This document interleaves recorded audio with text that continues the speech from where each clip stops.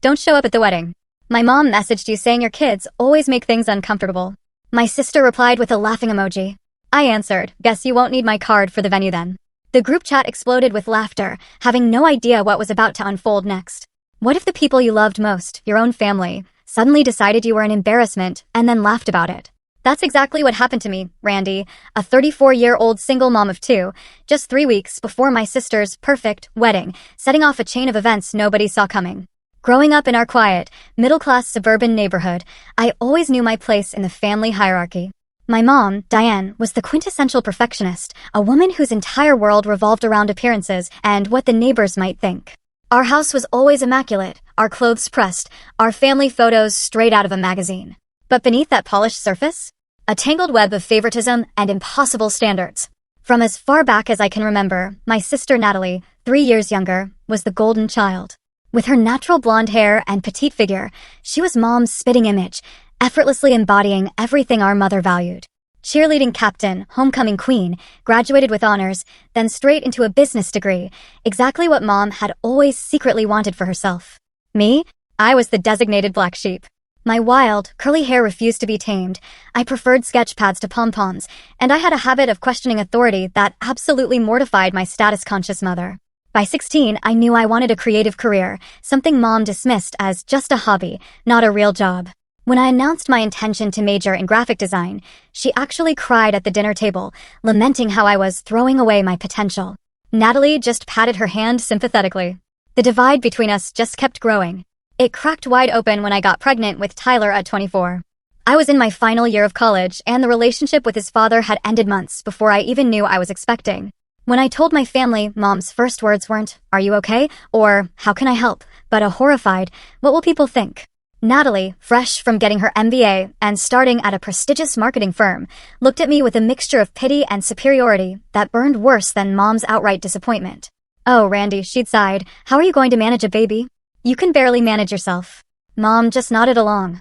Despite their complete lack of support, I finished my degree while pregnant, gave birth to Tyler between final exams, and graduated 3 weeks later with my newborn in my arms and no family in the audience. Those early years were brutally, achingly hard. I worked freelance design jobs from my tiny apartment, learning to nurse with one hand while typing with the other, surviving on fumes and very little sleep. Mom would occasionally visit, but these weren't visits of comfort. They were inspections, filled with criticisms about everything from the formula I used to the secondhand furniture in my apartment. "You should have thought about all this before getting pregnant," she'd snap every time I mentioned being tired or stressed.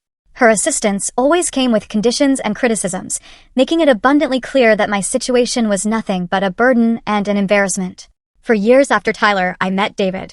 He was kind, creative, and for 2 years, I genuinely thought we might build a life together. Emma came along, a beautiful surprise that initially brought us closer. But by the time Emma turned 2, the relationship had fallen apart. David's musician career meant irregular income and long absences. Eventually, he moved to Los Angeles, leaving us behind with promises that slowly faded into occasional video calls and missed child support payments. So, there I was at 28, a single mother of 2 wonderful, energetic kids, making it work through sheer determination and a growing reputation as a reliable graphic designer.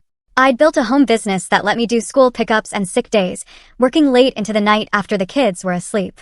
Family gatherings became exercises in endurance. Mom would fuss over Natalie's career achievements and dating life, while making pointed comments about my children's behavior or my appearance. "Randy, you might want to try that new diet I read about," she'd announce loudly across the Thanksgiving table. Or, "Can't you get Tyler to sit still for 5 minutes?" Natalie was never so fidgety as a child. The comparisons were endless and always unfavorable. Natalie's trendy apartment versus my modest rental, her designer wardrobe versus my practical mom clothes, her business trips to New York versus my rare treats of taking the kids to the local amusement park. The worst part was watching my children absorb these dynamics. Tyler, perceptive and sensitive, started to withdraw around his grandmother and aunt. Emma, naturally bubbly and affectionate, would try harder and harder for their approval, only to be corrected for being too loud or too messy. Still, I persisted. I brought the kids to Sunday dinners, remembered everyone's birthdays with thoughtful, often handmade gifts that were received with polite but underwhelming thanks. I even volunteered to host holidays when I could afford it, enduring Mom's subtle rearranging of my decorations and not-so-subtle improvements to my cooking. Family is family, I'd tell myself. The kids deserve to know their relatives, even if those relatives are deeply flawed. Then came the family dinner 6 months ago, when Natalie announced her engagement to James, the son of Harold Wilson, who owned the largest real estate development company in our county. Mom practically vibrated with excitement, already envisioning the social boost.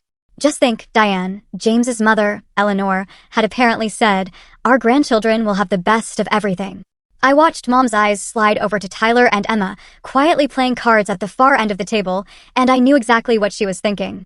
In her mind, my kids weren't part of that grandchildren equation. They were the complications, the less-than-perfect extensions of her less-than-perfect daughter. As everyone toasted the happy couple, I smiled and offered my congratulations, already sensing this wedding was about to become another battleground in our family's long-running war of appearances versus reality. To my surprise, the engagement initially included me. The very next day, Mom called. "Randy, we're having a preliminary wedding planning lunch on Saturday. Natalie would like you to be there," she said, her tone implying this was a great honor. "Eleanor Wilson will be joining us, so please wear something appropriate." The pause before appropriate spoke volumes, but I chose to focus on the positive. Maybe this wedding would bring us closer. Maybe Natalie genuinely wanted my involvement. That Saturday, I arrived at the upscale restaurant Mom had selected, wearing my nicest blouse and the only pair of dress pants that didn't have a trace of kid-related stains. Emma had been fighting a cold that morning, so I'd scrambled to find a last-minute babysitter, making me 7 minutes late. Mom's tight smile when I slipped into the empty chair told me those 7 minutes had been noted and filed away as yet another of my failings. Eleanor Wilson was exactly as I'd imagined, expensively dressed, perfectly coiffed, radiating the confidence of old money. She assessed me with a quick glance that somehow took in every detail, from my scuffed flats to my frizzy hair that the morning's humidity had already begun to affect. "This is Diane's older daughter, Randy," Natalie introduced me with a wave of her newly manicured hand, the massive diamond catching the light. "She does some kind of computer art or something." "I'm a graphic designer," I corrected gently, extending my hand to Eleanor. "Lovely to meet you. Congratulations on your son's engagement." The lunch proceeded with detailed discussions of venues, guest lists, color schemes. Every time I offered a suggestion, it was politely acknowledged, then immediately dismissed. "What about incorporating some personal elements into the invitations?" I ventured. "I'd be happy to design something custom for Natalie and James, maybe with elements that represent their relationship or interests." "Oh, that's so sweet," Eleanor replied, patting my hand. "But we've already been in contact with Harringtons. They've done all the society weddings in this area for generations. Very exclusive." Mom beamed at this. Natalie nodded enthusiastically. "They did Melissa Porter's wedding last year, you know, the one featured in Ohio Bride magazine." I just nodded, taking a long sip of water, swallowing my offer along with my pride. As the weeks went by, my involvement in wedding planning decreased. I'd get occasional texts about decisions that had already been made, framed as updates rather than invitations for input. The only area where my participation seemed actively desired was financial. "We found the perfect venue," Mom announced during a rare phone call. "The Grand Pavilion at Lakeside Gardens. It's absolutely stunning, but with all the extras Natalie deserves, it's running a bit higher than our budget." The careful pause told me what was coming. "I don't suppose you could contribute anything? For your sister's special day?" Despite my tight finances, I offered $5,000 toward the venue. It would mean dipping into my emergency fund and postponing some home repairs, but I wanted to show my support in a tangible way. Mom's relieved thanks and promises that I would be fully involved going forward seemed worth the sacrifice. Shortly after that, Tyler and Emma came bounding into the kitchen one evening, faces alight with excitement. "Aunt Natalie called," Tyler announced. "She asked if I want to be a junior groomsman, and Emma gets to be a flower girl." My heart warmed, seeing their enthusiasm. Perhaps things were turning around. Maybe my contribution had helped secure my children's places, showing we truly were included in this family milestone. That weekend, the four of us went shopping for potential outfits. Tyler needed a suit that could be tailored to match the groomsmen, and Emma needed a flower girl dress to complement the bridesmaids. Mom insisted on joining us, claiming her expert eye was needed. The shopping trip quickly devolved into a stress fest. Mom criticized everything. Emma's hair. "Couldn't you at least have braided it properly?" Tyler's posture. "Stand up straight, for goodness sake, you look like a hooligan." When Emma accidentally knocked over a mannequin in her excitement, Mom's face went rigid with embarrassment. "This is precisely why children need proper discipline," she hissed at me in the changing room. How are they going to behave at an elegant wedding if they can't even control themselves in a department store? Before I could defend my children, I overheard her on the phone in the store hallway. Her voice was low but clear enough. "Yes, Natalie, we're trying on things now." "I know." "Yes, it's exactly what we feared. The children are completely wild, and Randy just lets them run amok." "I understand your concerns." "Yes, it might complicate things having them in the wedding party." We'll discuss it more later. My stomach clenched. Despite their initial inclusion, my children were now being reevaluated as potential liabilities, not beloved family members to be celebrated. Over the following weeks, I made several attempts to connect with Natalie privately about the wedding. I texted, called, even suggested coffee, but she always had an excuse, swamped with work, in the middle of tastings, just heading into a meeting with the planner. Then came the bridal shower. I knew absolutely nothing about it until I saw the photos on social media. My cousins, aunts, mother, even neighbors from our childhood home were all there, raising champagne glasses. The caption read, showering our beautiful bride with love #Natalie and James #perfect pair. I stared at those photos for hours, searching the backgrounds for any sign that my absence had been noticed. There was none. They all looked perfectly happy, perfectly complete without me. Around the same time, I heard through my Aunt Susan that James's parents had hosted a formal dinner to meet Natalie's family. All of Natalie's family, apparently, except for me and my children. When I casually mentioned this to Mom on our next phone call, she brushed it off. It was very last minute, very small, just immediate family. The phrase immediate family hung between us, its meaning painfully clear. In their minds, I had somehow been reclassified as extended family. Or perhaps no family at all. Rumors started reaching me from other relatives. Cousin Beth mentioned that Mom had told her I was too busy with work to participate in wedding activities. Uncle Robert asked if it was true that I had opted out of wedding planning because I was uncomfortable with formal events. Finally, after weeks of evasion and misinformation, I directly asked Natalie about my role. So, what exactly am I doing for the ceremony? Is there a specific dress color I should be looking for? And are Tyler and Emma still in the wedding party? I need to make sure their outfits are ready. Her response was vague and non-committal. We're still figuring out some details. The wedding party is getting kind of large, so we might need to make some adjustments. I'll let you know. I hung up with the sinking feeling that those adjustments would involve erasing my family from the picture entirely. Still, I clung to a foolish hope that I was overreacting, that surely my own mother and sister wouldn't completely exclude us from such an important family event, especially after I'd committed a significant sum to the venue. I was wrong. The message arrived on a Thursday morning, exactly 3 weeks before the wedding. I was in the kitchen, making breakfast for the kids. My phone, charging on the counter, chimed repeatedly with family group chat notifications. I glanced over, catching glimpses of conversation about final wedding arrangements. Mom had created this chat ostensibly to keep everyone in the loop, though it had primarily been used to showcase Natalie's ongoing princess treatment. That morning, the conversation had started innocuously enough, with Mom posting photos of floral arrangements and table settings. Everything is coming together beautifully, she wrote. Just a few last-minute details to sort out. Natalie chimed in, I can't believe it's only 3 weeks away. James's mom says the RSVPs from their side are all in. Dad, can you follow up with Cousin Roger?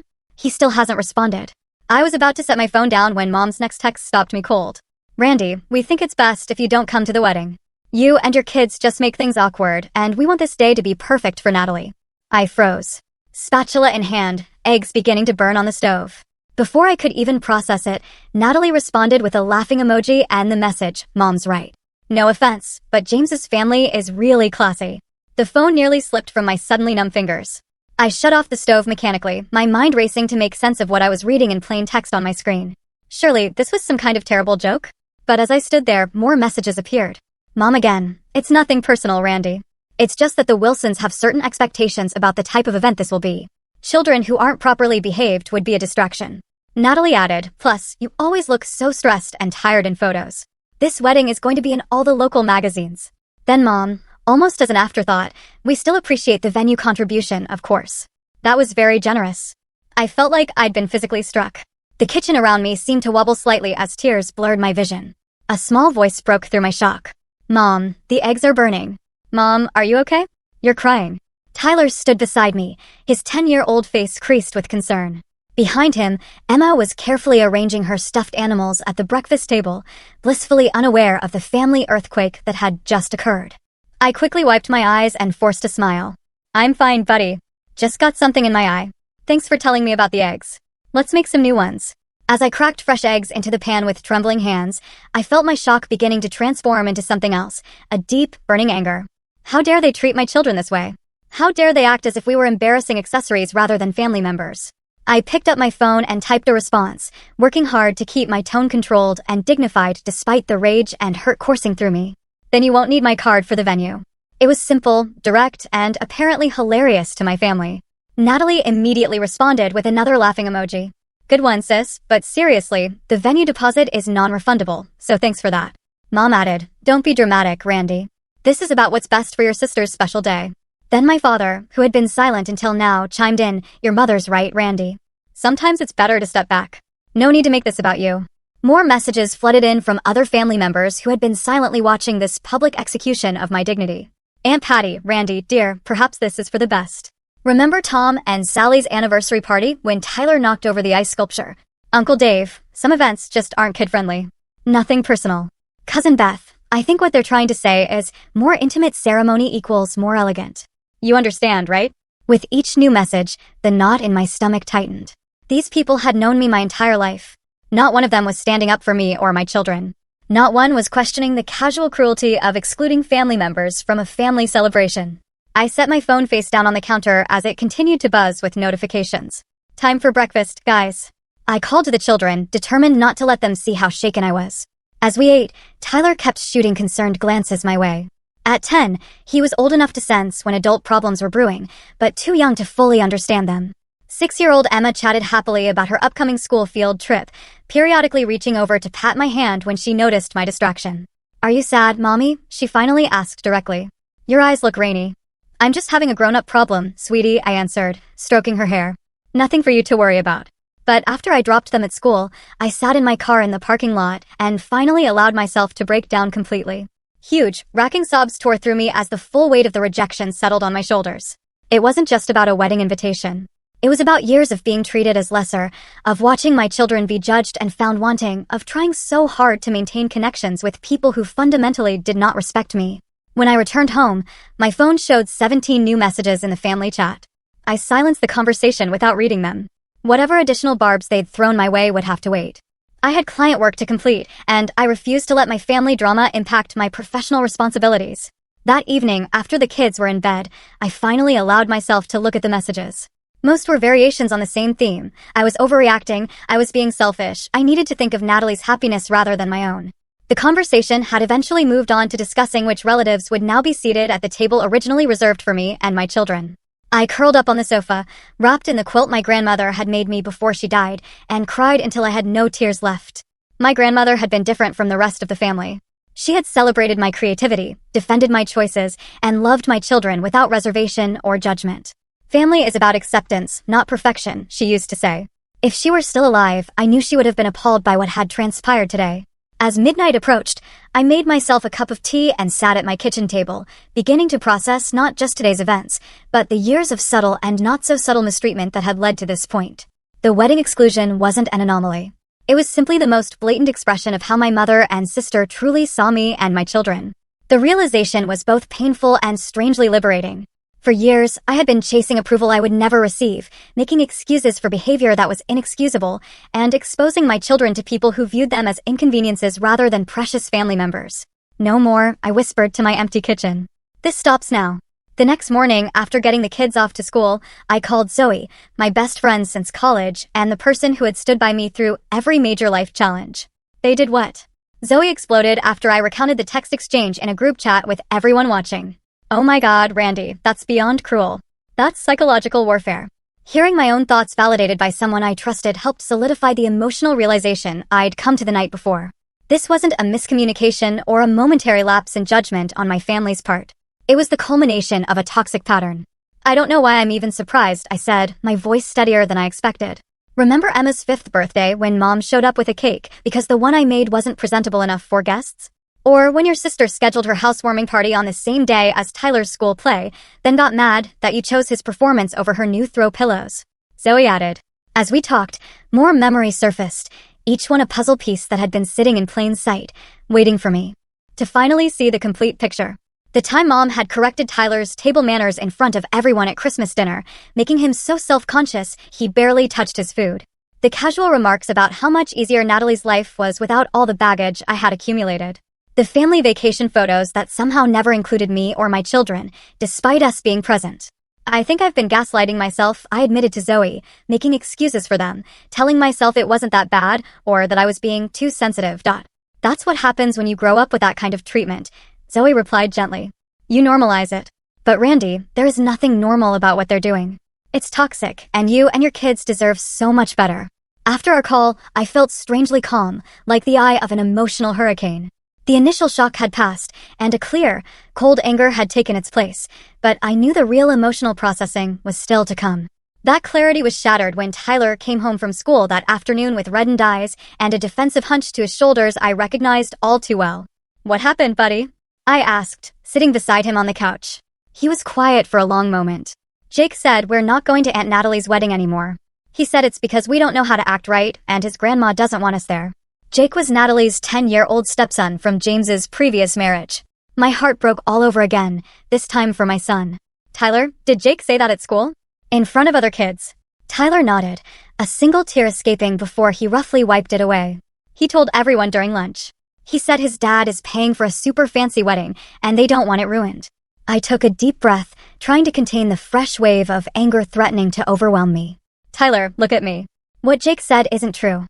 The reason we're not going to the wedding has nothing to do with you or your behavior. It's about grown-up problems between me, Grandma, and Aunt Natalie. Is it because we're not rich like Jake's family?" Tyler asked with the devastating directness of children. "No, honey. It's because sometimes adults make bad choices that hurt other people's feelings. And when that happens, we need to set boundaries." "What are boundaries?" "Boundaries are rules we set to protect ourselves from people who don't treat us with respect. Like if a friend keeps taking your toys without asking, you might set a boundary by saying they can't play with your things unless they ask permission." Tyler thought about this. "So, we're setting a boundary with Grandma and Aunt Natalie?" "Yes, we are. And that's okay. It doesn't mean we don't love them. It just means we expect to be treated with kindness and respect, just like everyone else." That evening, the calls began. First Mom, then Dad, then various aunts and uncles, all delivering variations on the same message. I needed to be reasonable, not make a scene, and still follow through with the venue contribution because it was promised. I let most go to voicemail, but took my father's call. "Randy, you know how your mother gets about these social events," he said, his voice that familiar mix of placating and dismissive that had characterized his approach to family conflict for as long as I could remember. "Just let this one go. We can have a separate family celebration after the honeymoon." "Dad, do you understand what happened here? Mom and Natalie publicly uninvited your grandchildren from a family wedding, humiliating them in the process. Now their cousin is bullying them about it at school, and you want me to just let it go? You're blowing this out of proportion," he sighed. "No one meant to hurt the kids. It's just that this wedding is very important for your sister's future. The Wilsons are influential people. More influential than your own grandchildren's emotional well-being." His silence was answer enough. After hanging up, I sat at my kitchen table with a notepad, my designer's brain automatically organizing the chaos into something structured. I wrote what we know at the top and began listing facts. My family excluded me and my children from the wedding in the cruelest way possible. They still expect me to contribute $5,000 toward the venue. This is part of a pattern of toxic behavior, not an isolated incident. My children are being actively harmed by this situation. On the next page, I wrote what we don't know and listed the questions still swirling in my mind. How much does James actually know about this situation? What have my mother and sister told the Wilsons about me and my children? What's the real story with the venue payment? Is it already paid? Is it refundable? Who else knows about our exclusion, and what have they been told? With these questions in mind, I decided to do some investigating. The first call I made was to the Grand Pavilion at Lakeside Gardens itself. "I'm Natalie's sister, helping with some wedding details," I told the venue coordinator. "I just wanted to confirm some information about the Thompson-Wilson wedding on the 21st. "Of course," she answered. "Let me pull up that file." Yes, here it is. Thompson-Wilson wedding, grand ballroom rental with garden ceremony site, 200 expected guests. Great, that's the one. I'm just double-checking the payment schedule. Has the final payment been made? The coordinator hesitated. I see that the initial deposit was made 2 months ago, but the final payment is actually past due. We've sent several reminders. This was interesting. I was under the impression that payment had already been arranged. My contribution was meant to complete the venue payment. There is a note here about a partial payment from the sister of the bride, the coordinator confirmed, but we haven't received it. According to our contract, the final payment is due 14 days before the event, which would be this coming Friday. Without it, we can't guarantee the reservation will be held. After thanking her, I sat back, processing this new information. The venue payment wasn't just an extra they were hoping to extract from me. It was a critical component of their budget that they were counting on, despite having explicitly uninvited me from the event. My next call was to my Aunt Susan, Mom's younger sister, and the family member most likely to give me straight answers without an agenda. "Aunt Susan, can I ask you something about Natalie's wedding? I need you to be honest with me." "Of course, honey. I heard there was some drama about you not attending. Your mother said you were having some personal issues and thought it best to skip it. Her voice was carefully neutral. That's not true. They explicitly uninvited me and the kids. But what I want to know is what they've told James's family about us. Have you met the Wilsons? Susan's long pause told me she was deciding how much to reveal. Yes, I met them at the engagement dinner. Eleanor Wilson is very concerned with appearances. During that dinner, your mother mentioned you only once. She said you were an artist living in another state. I live 20 minutes away from her house. I know. And when James asked if you had children, your mother changed the subject very quickly. I got the distinct impression that she's pretending you have a very different life than you actually do. A cold realization washed over me. They're ashamed of us. They're literally hiding our existence to impress these people. I think your mother sees this as Natalie's big chance to marry into the kind of social circle she's always wanted access to, Susan said carefully. She doesn't want anything to complicate that narrative. And my children and I complicate the narrative? In her mind, yes. You know your mother, Randy. She's always been obsessed with appearances. Remember how she used to make us change clothes 3 times before visiting Grandma at the nursing home? After thanking my aunt for her honesty, I made one more call, this time to a lawyer friend who specialized in contract law. I explained the situation with the venue payment and asked about my legal obligations. If you never signed anything, you have no legal obligation, he assured me. A verbal promise of a gift doesn't constitute a binding agreement. If your name isn't on the venue contract, you're in the clear legally. What if they put my name on the contract without my knowledge? Said I was covering part of the payment. That would be problematic for them, not you. They can't obligate you to a contract you never signed, but it might create complications with the venue if they're expecting your payment. By the end of the day, I had a much clearer picture of what was happening. My mother and sister had been counting on my financial contribution while simultaneously deciding I wasn't worthy of attending the event. They had effectively erased me from their carefully constructed family narrative to impress the Wilsons. And most disturbingly, they saw absolutely nothing wrong with any of this. As I tucked my children into bed that night, watching their innocent faces relaxed in sleep, a steely resolve formed in my heart. This wasn't just about a wedding invitation anymore. This was about teaching my children what it meant to have self-respect, to set healthy boundaries, and to recognize when relationships were damaging rather than nurturing. We deserve better, I whispered, kissing their foreheads. And I'm going to make sure we get it. The next morning, I woke with a clarity I hadn't felt in years. The path forward wasn't about revenge or drama, but about justice, self-respect, and breaking unhealthy patterns. I opened my laptop and began organizing my thoughts into a concrete plan of action. First, I consulted again with my lawyer friend Mike about the specifics of the venue situation. We met for coffee near his office, and I brought all the text messages and information I had gathered. Based on everything you've told me, you have no legal obligation to provide this money, Mike confirmed after reviewing the messages. However, if they listed you as a partial payer on the contract without your signature, that could create complications for them with the venue. That's exactly what I suspect happened, I said. My mother has a habit of making commitments on other people's behalf and expecting them to follow through. In that case, Mike advised, I'd recommend formally rescinding your offer in writing. Send an email to both your mother and sister, CC the venue, stating clearly that due to your exclusion from the event, you are withdrawing your previously offered contribution. Won't that make me look vindictive, like I'm trying to sabotage the wedding? Mike shook his head. It's not vindictive to withdraw financial support for an event you've been explicitly told not to attend. It's actually the logical consequence of their decision to exclude you. With Mike's guidance, I drafted a clear, firm email to my mother and sister with the venue coordinator CC'd. The message was professional and factual, without emotional language. I explained that as I had been informed my presence and that of my children was not welcome at the wedding, I was formally rescinding my offer to contribute to the venue payment. I wished them well with their celebration and requested that they not contact me further about financial contributions to an event we had been prohibited from attending. After sending the email, I blocked both their numbers temporarily.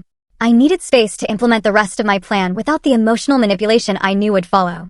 Next, I focused on creating a special alternative day for me and my children on the wedding date.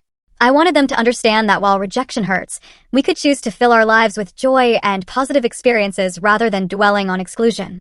How would you guys feel about going to Adventure World on the 21st? I asked them over dinner. They've opened that new water slide section you've been wanting to try, Tyler. Their enthusiasm was immediate and genuine. Both kids had been asking to visit this theme park for months, but the tickets weren't cheap, and I had been saving for a special occasion. What better occasion than celebrating our worth as a family unit? Is that the same day as Aunt Natalie's wedding? Tyler asked perceptively. Yes, it is. I thought we could have our own special day while they have theirs. But why aren't we going to the wedding anymore? Emma asked, her small forehead wrinkled in confusion. I took a deep breath, considering how to explain complex adult situations to a 6-year-old. Sometimes, Emma, people make choices that aren't very kind. Grandma and Aunt Natalie have made some choices that hurt our feelings. When that happens, it's okay to choose not to spend time with those people for a while. Did we do something bad? Her trembling lower lip nearly broke me. No, sweetie. You didn't do anything wrong at all. This is about them, not us. And instead of feeling sad about missing their party, we're going to have our own amazing day of fun. As the kids discussed which rides they wanted to try first, I reflected on how these conversations were teaching them crucial life lessons about self-worth and healthy relationships. I wanted them to understand that love shouldn't be conditional on meeting someone else's standards of perfection, that true family supports and accepts you as you are, and that it's okay to step back from relationships that consistently make you feel inadequate or unwanted. Over the following days, I continued to ignore the mounting voicemails and messages from various family members.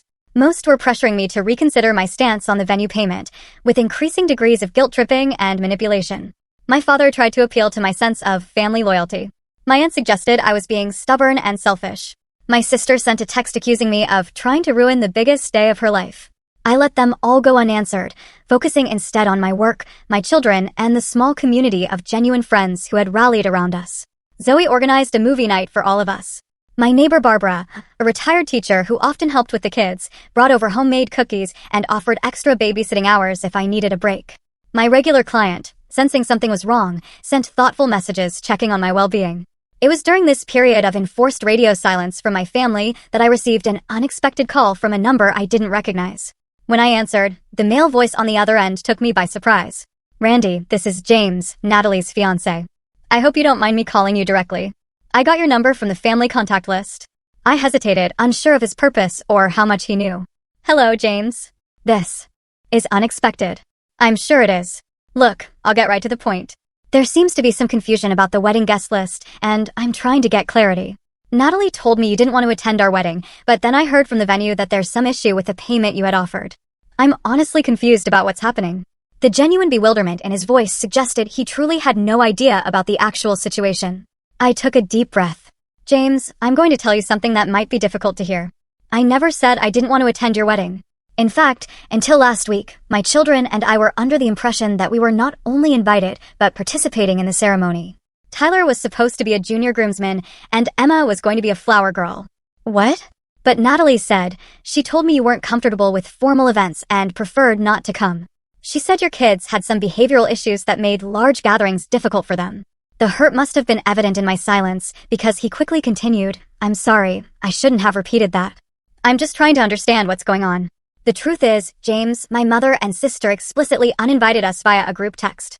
They said my children and I make things awkward and would interfere with having a perfect day. They still expected me to contribute $5,000 toward the venue despite uninviting us. That can't be right," he said. But the uncertainty in his voice suggested he was beginning to question the narrative he'd been given. "I can forward you the entire text exchange if you'd like to see it for yourself. Would you? I'd really appreciate that. This doesn't sound like the Natalie I know, but, well, there have been some strange tensions around the wedding planning that I haven't fully understood." After our call, I forwarded the entire humiliating text thread to James, along with screenshots of some of the follow-up messages pressuring me to still pay for the venue despite our exclusion. It wasn't about trying to create problems between them, but about finally bringing truth to a situation shrouded in lies and manipulation. James called back 30 minutes later, his voice noticeably shaken. "I don't even know what to say. I had no idea this was happening. My parents have been asking about meeting you and your kids. And Natalie kept making excuses about why it hadn't happened yet. I just assumed you were busy. Or maybe there was some minor family tension, not this. I'm sorry you're finding out this way," I said sincerely. For what it's worth, I think Natalie genuinely cares about you. She just also cares tremendously about impressions and status, a value she inherited directly from our mother. I need to talk to her about this and my parents. They would be horrified if they knew family members were being excluded like this. That's not how we operate. After hanging up, I felt a strange mix of vindication and sadness. I hadn't set out to create drama or come between Natalie and James, but the truth had a way of surfacing eventually. Whatever happened next was out of my hands. I had been honest, set appropriate boundaries, and was focusing on creating a positive experience for my children despite the painful situation. For the next 5 days, I heard nothing from any family members. The sudden silence after days of constant pressure was disconcerting, but also peaceful. I used the time to finalize our Adventure World plans, putting together a small backpack for each child with snacks, sunscreen, and a change of clothes.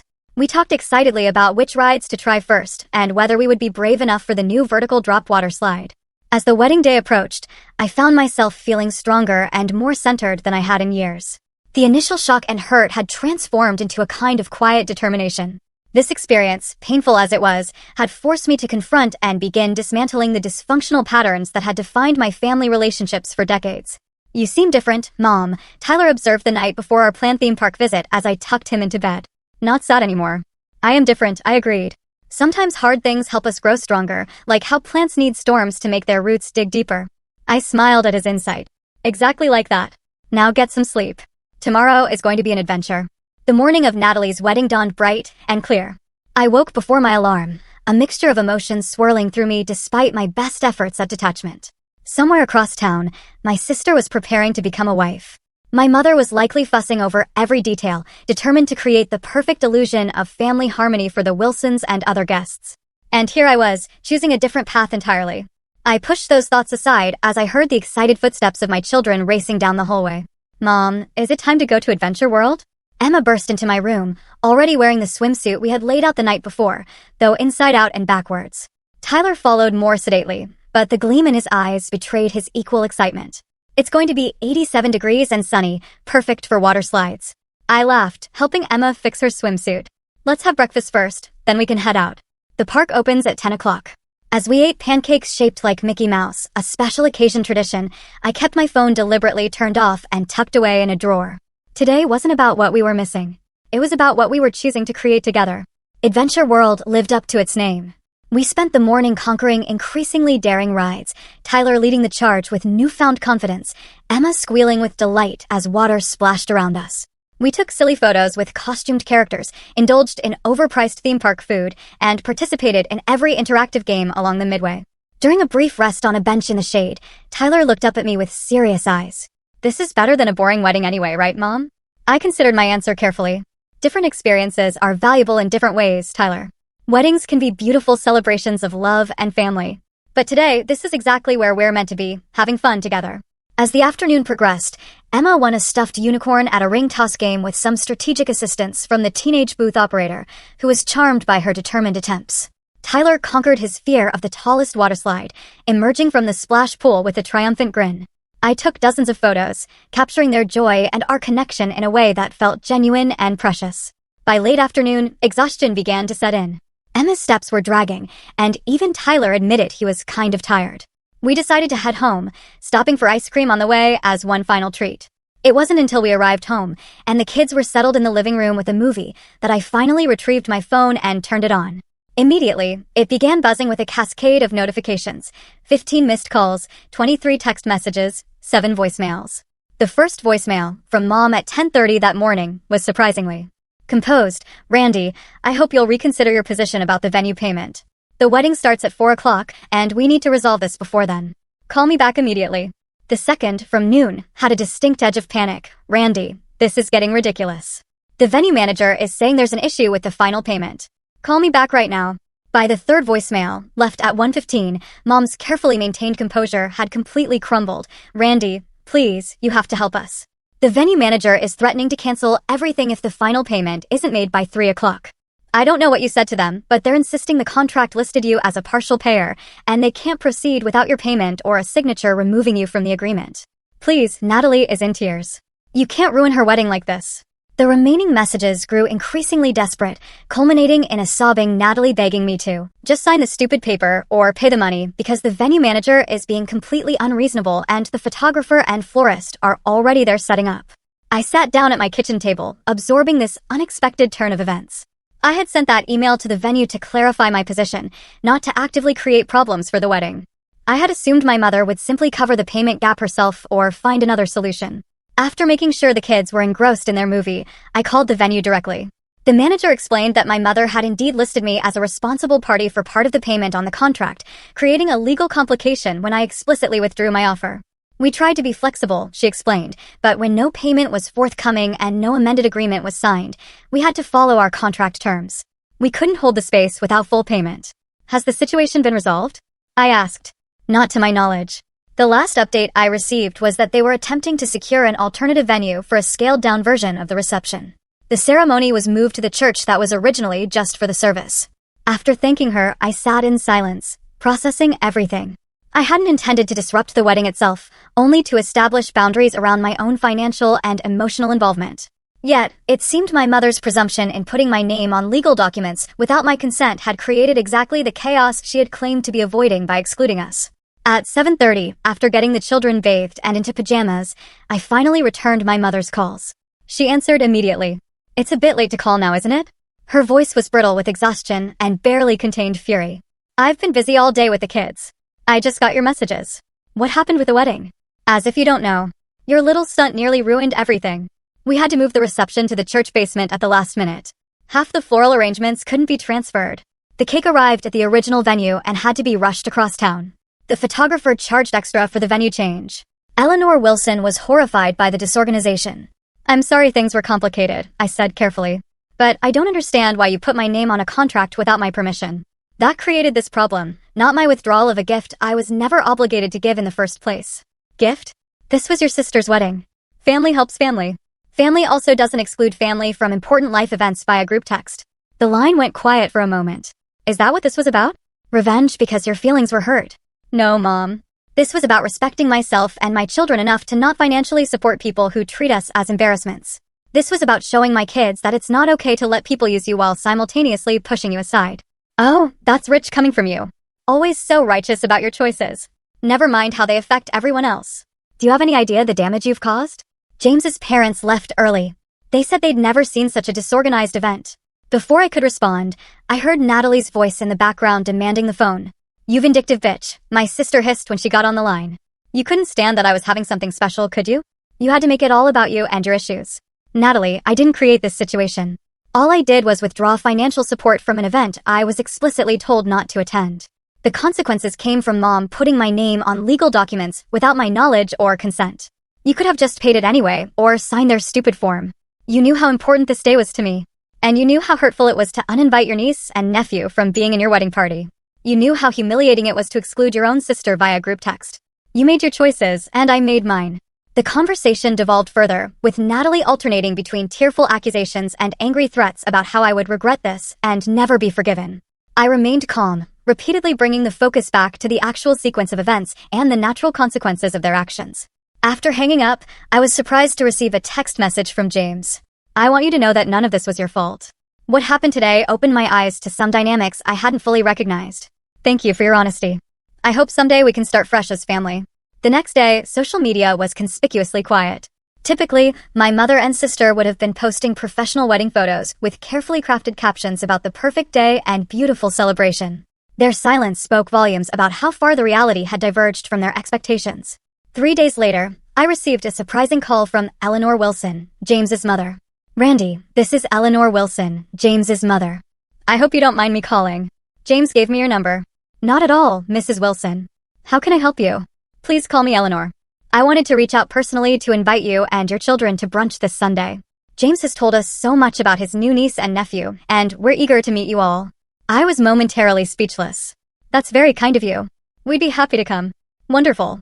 And Randy, I want you to know that James has explained the circumstances surrounding the wedding. My husband and I were quite disturbed to learn how you and your children were treated. That's not the kind of family values we raised our son with." After we arranged the details for Sunday, I sat in stunned silence, trying to process this unexpected turn of events. Somehow, in attempting to erase me from their perfect family narrative, my mother and sister had instead revealed the true dysfunction that had been lurking beneath the surface all along. The brunch with the Wilsons turned out to be a pivotal moment in our family's journey. Harold and Eleanor welcomed us into their spacious, but comfortable home with genuine warmth. Unlike the intimidating elitists my mother had portrayed, they were down-to-earth and immediately engaged with my children in a way that put them at ease. "Tyler, James tells me you're quite the baseball player," Harold said, showing him a collection of signed memorabilia in his study. "Emma, would you like to see the dollhouse that was mine when I was a little girl?" Eleanor asked. "I've kept it all these years, hoping someday I'd have a granddaughter to share it with." As the children explored these treasures, Eleanor joined me on the patio with glasses of iced tea. "I want to be direct with you, Randy," she said after some pleasantries. "What your mother told us about you and what we've learned for ourselves are very different things." "What exactly did she tell you?" I asked, finally able to confirm my suspicions. That you lived out of state, that you had made lifestyle choices the family found difficult, that you struggled with stability. Her diplomatic phrasing couldn't fully disguise the implication. And now, she continued, now I see a devoted mother raising 2 wonderful children. James speaks highly of your work as a designer. And most importantly, I see someone who had the strength to stand up for herself and her children in a difficult situation. It wasn't about revenge, I said, feeling it important that she understand. It was about not allowing my children to internalize the message that they weren't good enough. I understand that better than you might think, Eleanor said, surprising me. My own mother was similar to yours in many ways. Appearances meant everything. I wasn't the daughter she wanted either. That conversation marked the beginning of an unexpected alliance. While my own mother maintained a chilly distance following the wedding debacle, the Wilsons began regularly including me and my children in family gatherings. Emma and Tyler developed a genuine friendship with their new uncle, James, who turned out to have a talent for connecting with children that surprised even Natalie. In the months that followed, I committed to therapy, finally unpacking the years of conditional love and subtle undermining that had shaped my self-perception. My therapist helped me understand that the wedding incident hadn't created the family dysfunction. It had merely exposed patterns that had existed for decades. Your mother has narcissistic tendencies, my therapist explained. And your sister learned early on that emulating your mother's values was the path to approval. Neither of them is likely to fundamentally change without their own committed therapy work. With this understanding, I began to establish clearer boundaries with my family of origin. I declined Sunday dinners that invariably devolved into criticism sessions. I limited phone conversations with my mother to 15 minutes and redirected when she began disparaging me or the children. I filtered information carefully, sharing only what felt safe and keeping our most precious moments private. The children flourished under these new boundaries.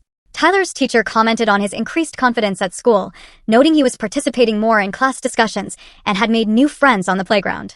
Emma's occasional anxiety about being good enough gradually faded, replaced by a natural enthusiasm for trying new things without fear of harsh judgment.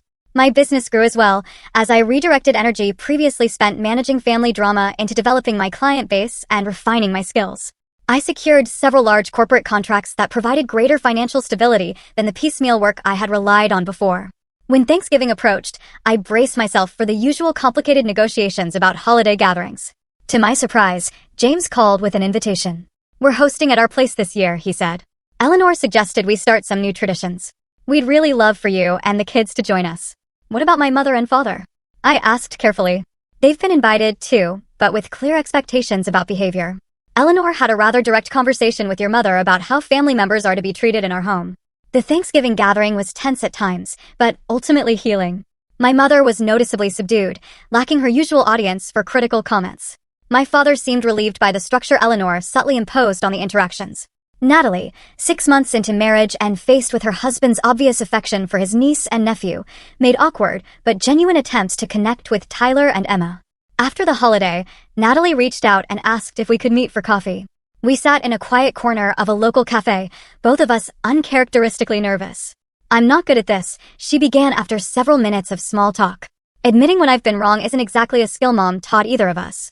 No, it wasn't, I agreed, waiting for her to continue. The wedding was a disaster, she said bluntly. Not because of the venue change, but because I let Mom convince me that appearances matter more than actual relationships. James was really upset with me afterward in ways I didn't expect. How so? He said he didn't recognize the person I became during the wedding planning. That excluding you and the kids showed a side of me he found disturbing. We've been in couples counseling since then. I was surprised by her candor. That couldn't have been easy to hear. It wasn't, but he wasn't wrong. She twisted her napkin nervously. I'm not asking for forgiveness right away. I know what we did was cruel. I just want to know if there's a way forward eventually. Tyler and Emma are the only niece and nephew I'll ever have, and I've been a terrible aunt. Healing takes time, I said carefully. I'm open to rebuilding our relationship, but it needs to be different than before. My priority is protecting my children from the kind of treatment we've all normalized for too long. Over the following months, Natalie made consistent, if sometimes awkward, efforts to connect with me and the children. She came to Tyler's school play. She remembered Emma's birthday with a thoughtfully selected art set rather than the usual generic gift card. Small steps, but meaningful ones. My mother proved less capable of change. She maintained that I had overreacted to the wedding situation and deliberately caused problems to get attention. When I held firm to my boundaries, she adopted a martyr position, telling extended family that I was keeping her grandchildren away and that she was trying so hard, but Randy makes it impossible. Eventually, I accepted that my relationship with my mother might never be what I had hoped for as a child. Instead of endlessly trying to earn her approval or change her perspective, I focused on breaking the cycle with my own children. They would grow up knowing their worth didn't depend on meeting impossible standards or fitting someone else's image of perfection. The family you're born into isn't always the family that nurtures you, I explained to Tyler one evening after a particularly difficult phone call with my mother. Sometimes we have to create our own chosen family of people who love us as we are. Like Aunt Zoe and Miss Barbara next door, he asked. Exactly. And now Uncle James and the Wilsons, too. And we're a family, the three of us, Emma added, with the simple wisdom of childhood, the best family. As I hugged my children close, I reflected on the painful journey that had led us to this point of greater health and authenticity. The wedding text that had initially felt like such a devastating rejection had ultimately been the catalyst for a profound change. By standing up for myself and my children, I had broken generations of toxic patterns and created space for genuine connections to flourish. Forgiveness, I was learning, didn't require reconciliation with those who remained committed to harmful behavior. It meant releasing the anger that tied me to the pain while maintaining the boundaries that protected our well-being. It meant acknowledging the reality of who people were rather than clinging to fantasies of who I wished they would become. Most importantly, it meant teaching my children through example that love shouldn't hurt, that family should be a source of support rather than stress, and that sometimes the bravest thing you can do is walk away from relationships that diminish rather than enhance your life. Today, 2 years after that fateful wedding text, our lives have found a new equilibrium. My relationship with Natalie continues to slowly heal through mutual effort and respect. James has become the kind of uncle my children deserve. The Wilsons have embraced us as genuine family members. My father makes occasional efforts to connect on his own terms rather than as my mother's messenger, and my mother remains at a carefully managed distance, allowed limited access under specific conditions.